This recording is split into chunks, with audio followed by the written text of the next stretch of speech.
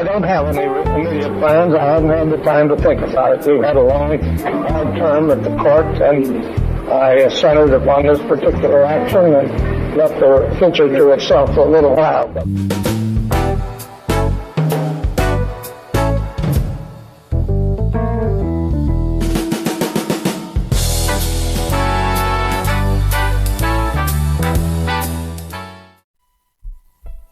Warren suffered 3 heart attacks in 1974. On July 2nd, he was admitted to Georgetown University Hospital. A week later, Pat Patterson came to visit. It was the best visit that I've ever had with Earl Warren. And the whole time he was governor, I said we had good visits and sat and talked. But tears came in our eyes because he said, we've had a lot of good discussions. He told me this on his bed. He says, all the problems, all the legal problems, all the legislative problems. And he said, it was a good life, wasn't it? We were the last one to visit.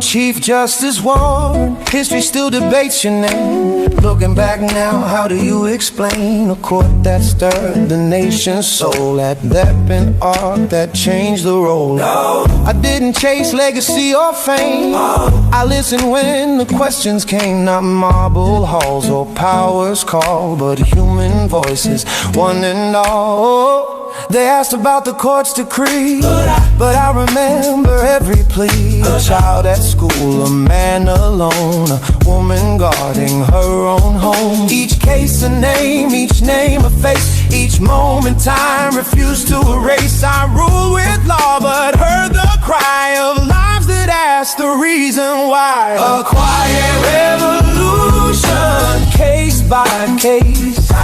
The Constitution stretching, holding space, not tearing it down, not starting anew, just making the promise honest and true. Yeah. So Chief Justice, was the cost too high? The anger, the noise, the battle cry. Ask the ones who brought the cases, hear their voices, see their faces.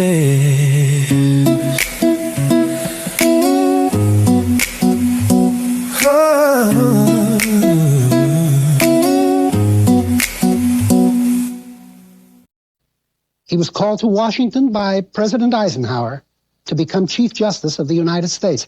And as Chief Justice, Earl Warren brought off so many nearly unanimous decisions on the most controversial issues in American life. You didn't come out of the judiciary from youth up. No. You were in the political world. Yes. You were the governor of California. Yes.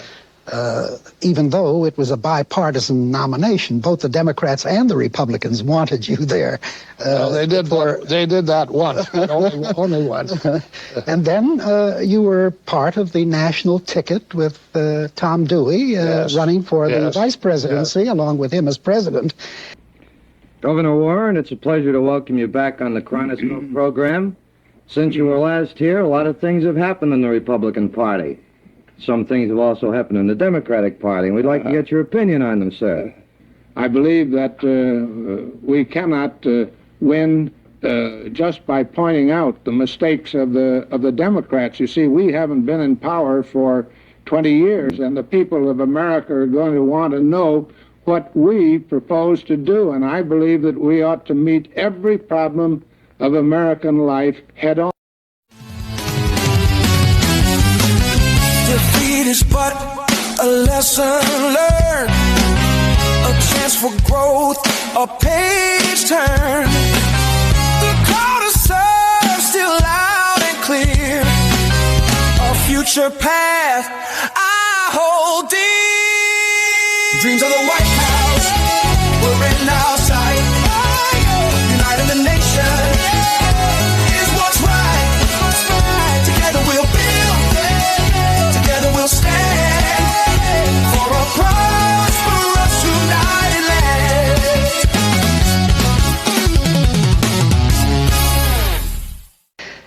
from that political world, with all of its turbulence, you move into the Supreme Court as the Chief Justice and divest yourself completely, not only in actuality, but in mode of thinking, of any political involvement.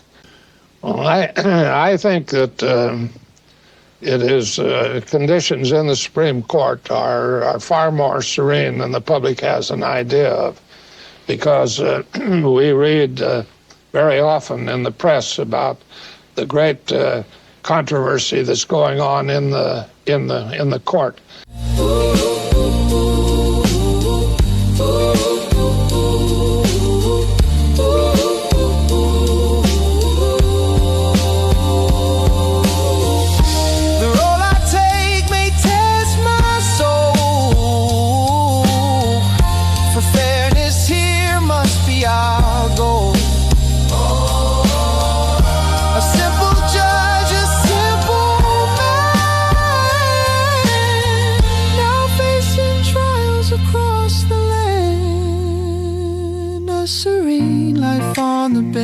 Or so I thought, where battles for freedom must be fought. Justice demands a steady hand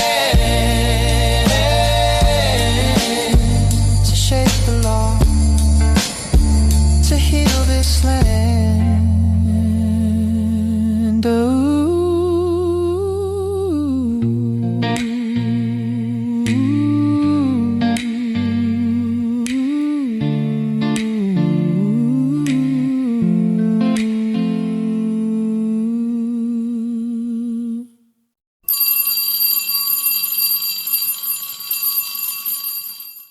The Warren Court walked into America's classrooms and asked a question the country had avoided for generations. Who gets to belong? In Brown, segregation fell. In Engel and Tinker, students learned freedom could sound like silence or protest. In Williams versus Lee, Native nations were reminded they were still nations. And in Baker and Reynolds, the court declared that every vote should carry equal weight. The Constitution was no longer whispering to the powerful, it was beginning to speak to everybody. When I came to the Supreme Court, it was altogether different. I never saw an individual who was involved in any litigation. We'd never see a litigant in the court. All we know is that printed record that we get of the testimony in the trial, the printed briefs of counsel, and maybe a half-hour argument on each side at the podium. Separate educational facilities are inherently unequal. Chief Justice Earl Warren. Oliver Brown and others versus the Board of Education of Topeka, Shawnee County, Kansas. I have heard the arguments, felt the pain. Whoa. Seen the faces of children, dreams in vain. Whoa. Our nation stands at a crossroads now. To uphold justice, we must bow. Separate is never equal. Truth so plain. The chains of injustice we must unchain. We must unchain. Together we rise, together we stand. Together we stand. For equality's light to shine across this land. It is no part of business of government to compose official prayers. Justice Hugo Blunt. Stephen I. Engel et al. Petitioners versus William J. Vitale, Jr. et al. Faith at home where it belongs, in family prayers and sacred songs. But school's a place for minds to roam, a neutral ground, a second home. Freedom to believe, to choose our way, to honor faith or in silence stay in this land of the free, where all are heard, no prayer imposed, no silence in word. He can hardly be argued that either student or teacher shed their constitutional rights to freedom of speech or expression at the schoolhouse gates. Justice A. Portis. John F. Tinker and Mary Beth Tinker, minors, etc. et al. Petitioners versus Des Moines Independent Community School District et al. The right to free speech flows through our youth. We must protect it, let them speak the truth. We may be young, but our hearts are wise. We see the world through open eyes. A simple band of protest song. We know what's right, we know what's wrong.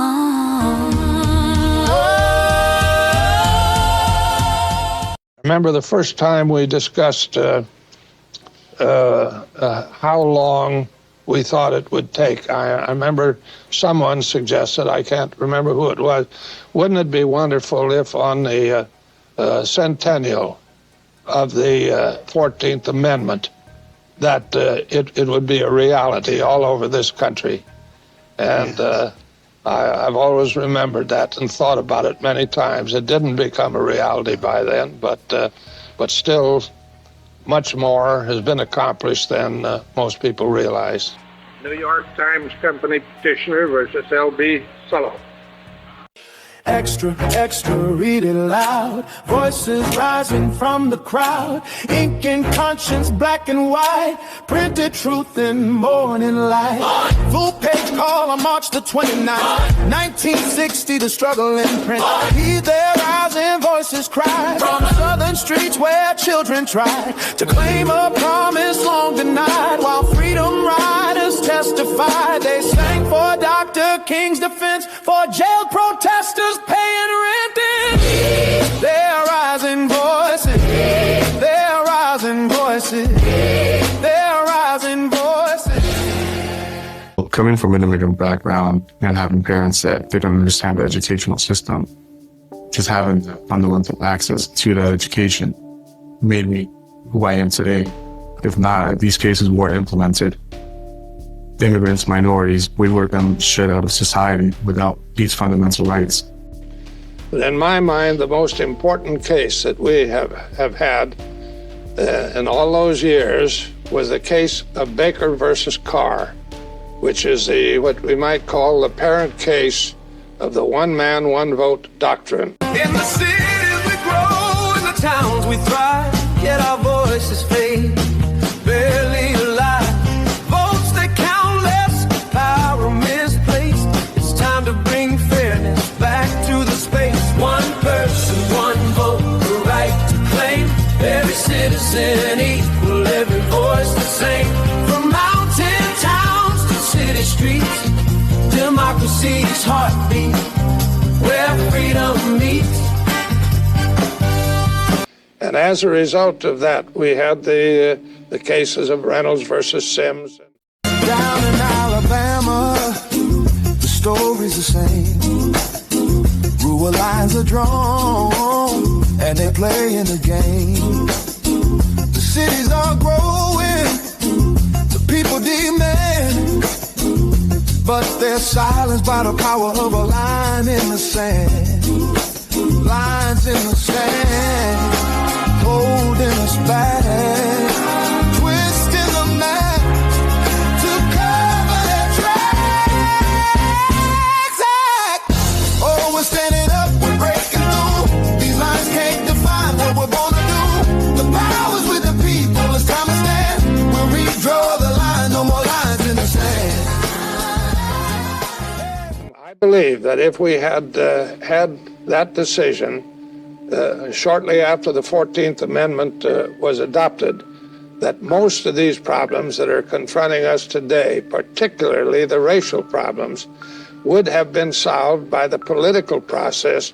I'm 25% American Indian.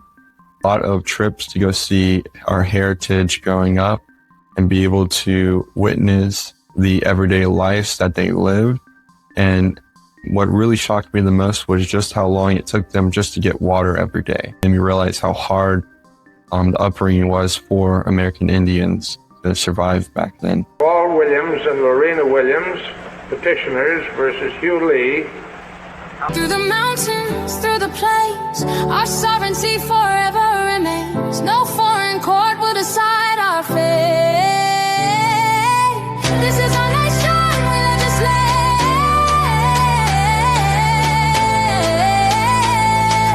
This is our nation, we legislate. Our land, our law, it's in our hands. They can't take what they don't understand. The sovereign people will take a stand to show the world this is our land.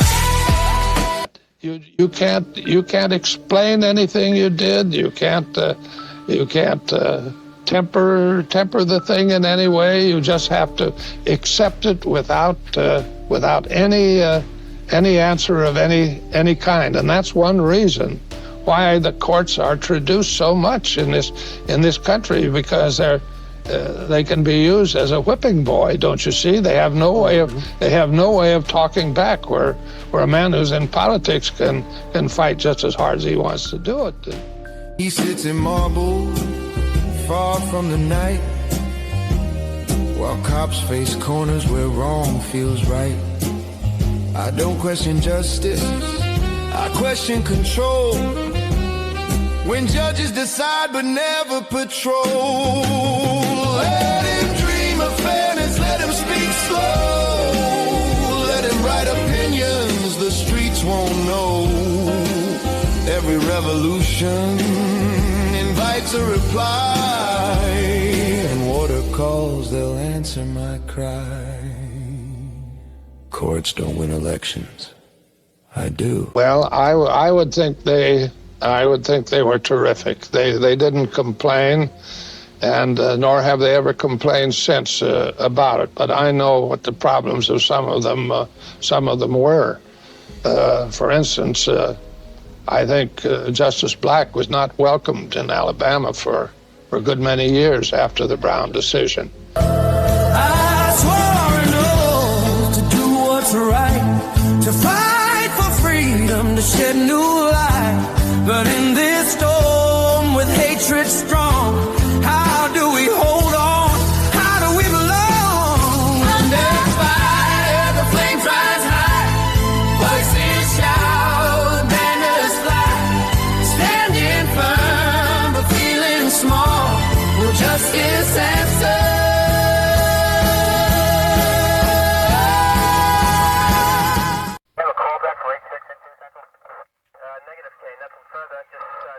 As the streets grew louder, the Warren Court turned toward the police station, the jail cell, the courtroom. In Mapp, the government could no longer benefit from illegal searches. In Miranda, silence became a right. Duncan, Brady, and Wade, and Gideon demanded fairness before freedom could be taken away. But in Terry, the court also widened police power in the name of public safety. And as fear spread across America, Richard Nixon promised law and order, while the nation argued over whose safety mattered most. Dolly Mapp had the presence of mind when the police arrived and wanted to search her home to get on the phone and talk to her attorney. She told them, "No, you're not going to search my home without a warrant."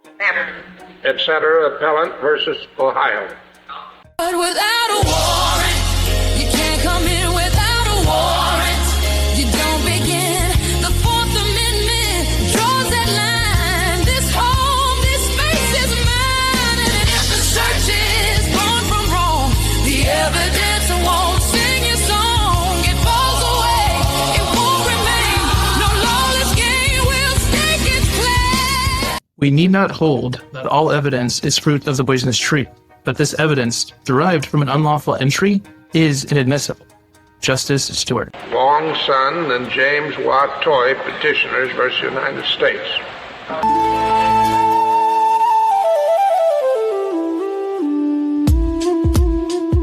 They came to my door, no knock, no care.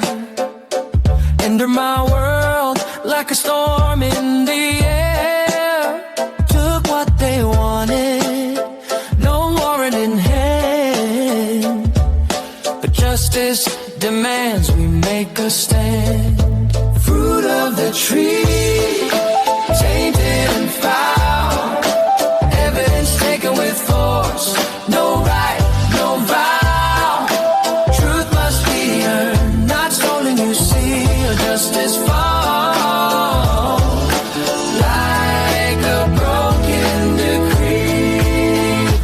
John W. Terry et al., Petitioners versus Ohio.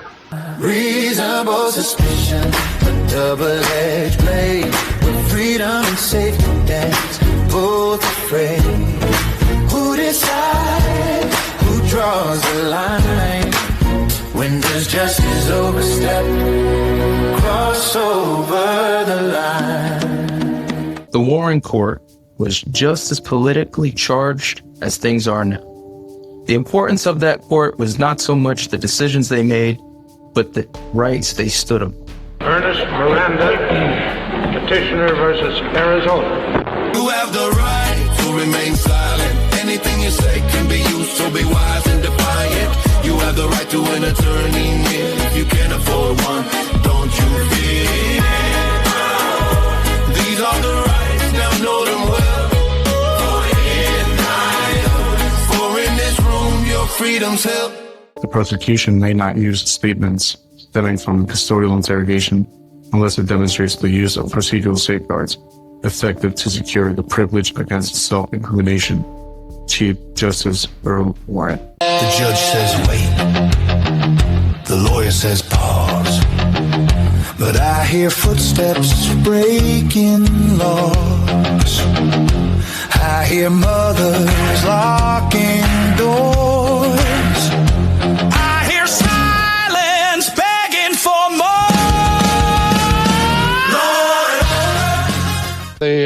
The big signboards that we'd see along the highway saying "Impeach Earl Warren," and I became used to that very quickly, and it didn't bother me. That must have been pretty hard on Mrs. Warren. Well,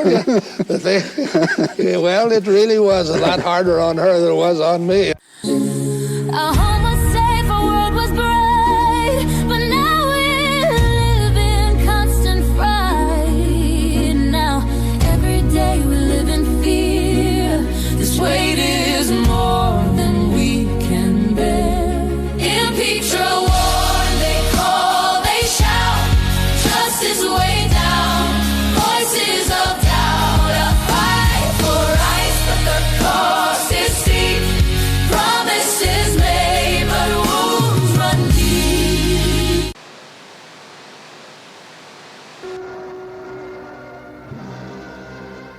A dark page in the annals of America has been written to the crack of an assassin's bullet. A nation mourns, the world grieves.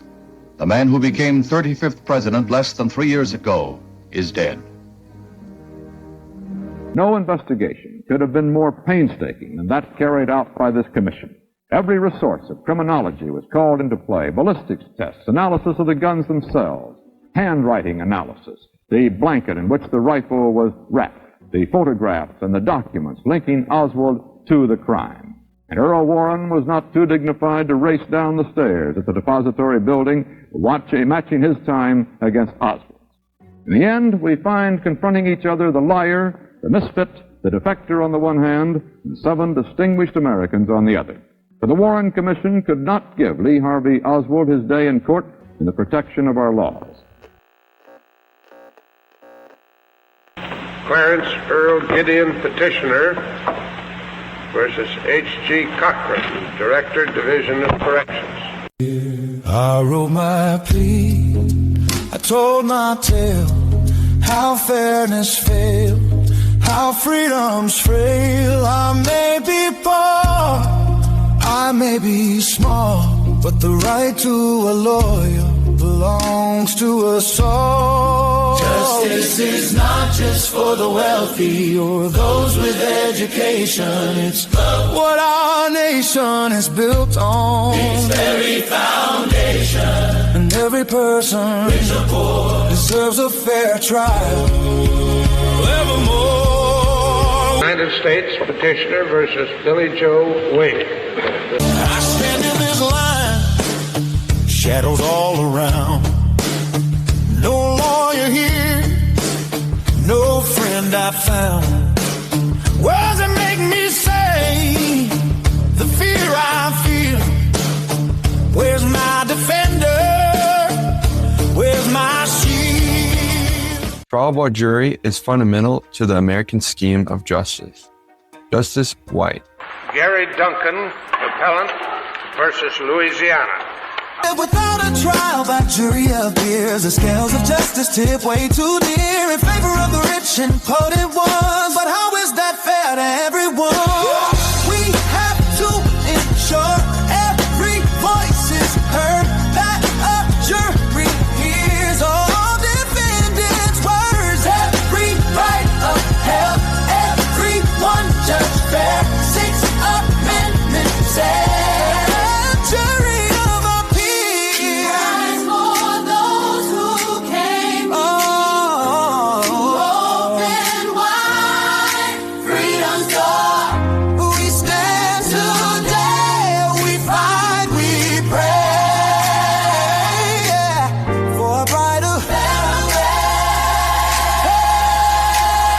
It's just unbelievable to read that and understand that. And you could be found guilty by one corrupt judge and then be sentenced to life in prison or never get to see your family again. I went to Angola, which is one of the biggest prisons in Louisiana. I witnessed firsthand people who are in incarceration for life. John L. Brady, petitioner versus Maryland. Evidence hidden, kept away. How can truth see the light of day? I stand accused, yet facts concealed. Without the truth, my fate is sealed. What good is justice cold and blind when fairness is so hard to find? The whole truth, nothing less.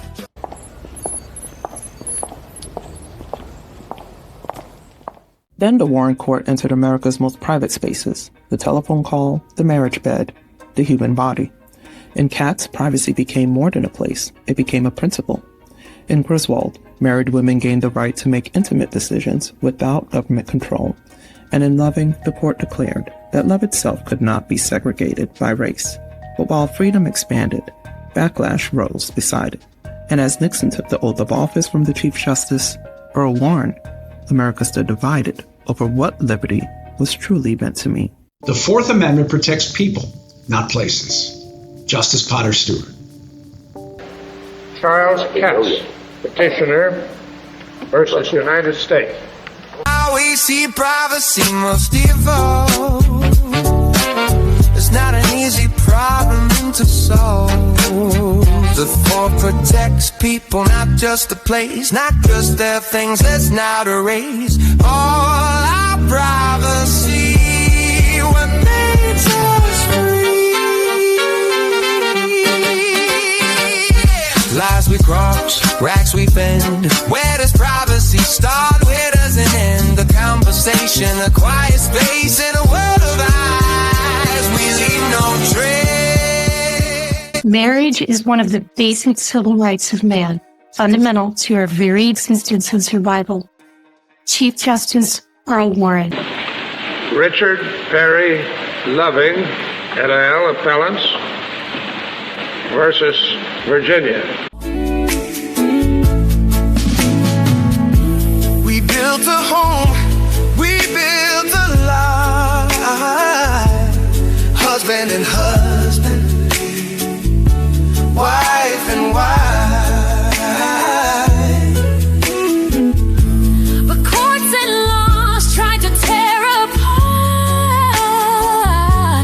what God has joined, what's in our hearts. We dream of a world where love is free, where hearts aren't judged by what they see, where hand in hand we walk unafraid. A future bright, a promise made. Love knows no bounds, no color, no creed. It's a force that binds a human need. Hearts entwined, we stand so tall. Love is love for one and all. My mom was a white woman and my dad was Haitian, and they got married. And I know that if Loving hadn't existed, that wouldn't have happened, especially in the South. And I'm happy that they were able to do that for that period of time. And it's really important to know your history. If you don't know your history and you don't know the mistakes of the past, you're doomed to create them again. It's important, even if your history is not pretty or kind, that we know it. Number 496, Estelle T. Griswold et al., Appellants versus Connecticut. It wasn't just pills, it was dignity and hope. A lifeline for women who struggled to cope. With each consultation, they found their voice. We gave them knowledge, we gave them a choice. The law said no, but we said why? Why should their health be denied on a lie? A right to privacy, to love, to plan.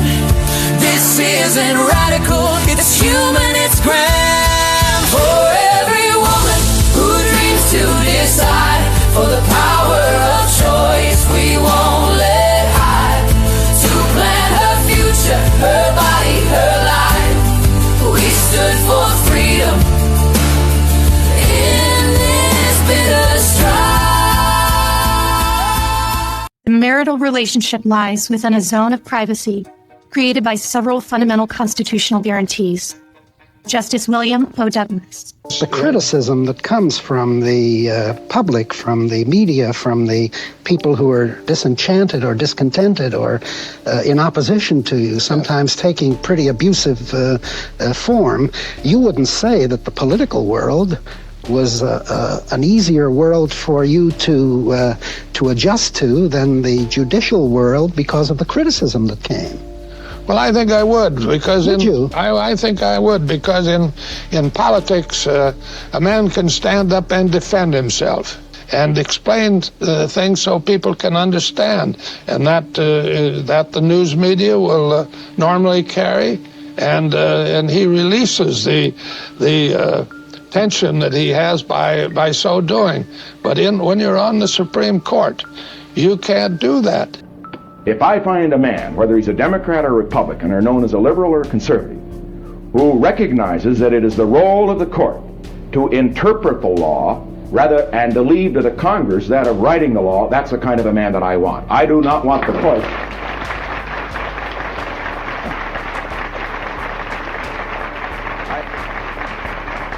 I think some of our judges, and I respect these men as men, but some of our judges have gone too far in assuming unto themselves a mandate which is not theirs, and that is to put their social or economic ideas into their decisions. Rights are not popular by design. Neither is losing elections. I don't serve comfort. I don't serve fear. I serve a constitution meant to endear. When history asks who stood the test, it won't ask who shouted loudest. History remembers who took command, who drew the line, who made the stand. Let the court decide what it can.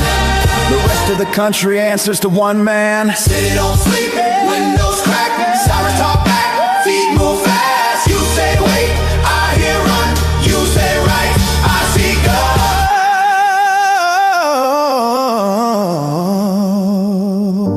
Power knocks. No name, no warrant, no shame. Law means limits, not control. Brakes on force, lines on roll, lines get crossed when no one's checked. Fear is real, so much respect. Who decides? Who draws lines? Who stands firm when power's loud and rights go quiet? Badge on chest, split second call. Street don't pause, courtly walls. History counts. Every choice, every silence, every voice.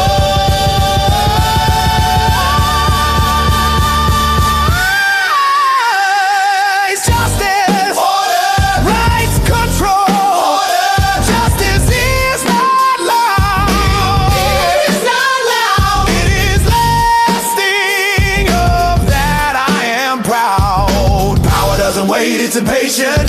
I won't hesitate. And the more complex it becomes, the more people have to realize that only they can keep this republic. If the citizens of this country don't do it, there isn't anyone on earth who can keep it a republic. And throughout history, republics have gone down the drain because people have lost their interest in them. A republic is not an easy kind of government to keep because it depends upon every living soul in it.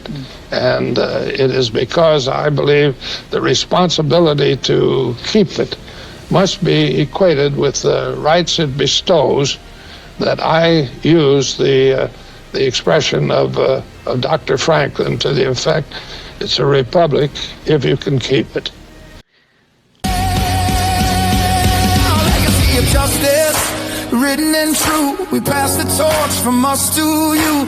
Freedom's fight is never done, but together we rise as one by one. Our work is not finished, there's still more to do. The Constitution's fate, it's up to you. It breathes and evolves, not all problems it solves. Promises made must be defended, no matter that some pretended to protect these rights for us all. Today we pledge to heed the call.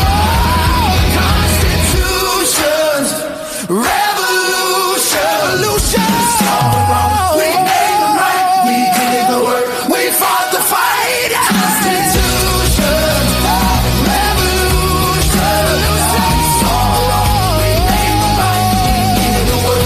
We fought the fight. Do you see some?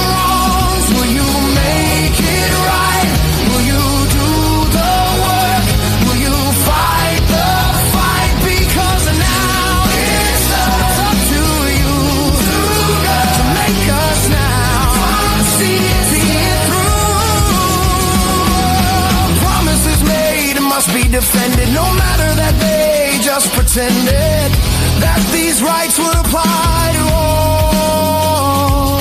Today, will you heed the call? Today, will you heed the call? We ask that you heed the call.